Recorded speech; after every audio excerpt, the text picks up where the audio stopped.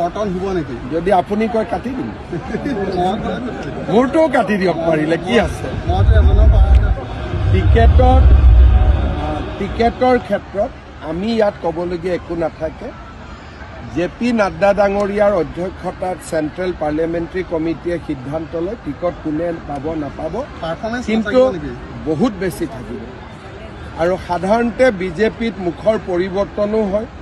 আৰু বিজেপিত আমাৰ সদায় চেষ্টা থাকে যে নতুন উদীয়মান যুৱকে যাতে স্থান পায় মহিলা প্ৰাৰ্থীৰ সংখ্যা আগতকৈ যাতে বাঢ়ে এই দুটা প্ৰচেষ্টা আমাৰ থাকিবই আগত যদি মহিলা 4 গৰাকী আছে এবাৰ 5 গৰাকী হওক নতুন ইয়ং ব্লাড যাতে আহি থাকে পাৰ্টিটো যাতে এক প্ৰকাৰ এনেকুৱা হৈ নাযায় যে নতুন পুৰুষ তাতে নাহে যোৱাবাৰে যেনেকৈ আমি কৃষ্ণ কমল তাঁতীক টিকট দিছিলোঁ একদম ডেকা ল'ৰা হিচাপে গতিকে এইবাৰো তেনেকুৱা ডেকা ল'ৰাই নিশ্চিতভাৱে টিকট পাব কোন সমষ্টিত পাই তাক মই ক'ব নোৱাৰোঁ কিন্তু নিশ্চিতভাৱে একেবাৰে নতুন যুৱকেও টিকট সিটিং গেটিং তাৰমানে কনফাৰ্ম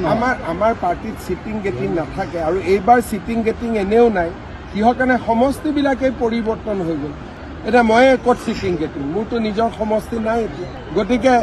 মইতো বেলেগ এটা জেগাত গৈ উঠিব লাগিব এইবাৰ সিটিং গেটিং নাই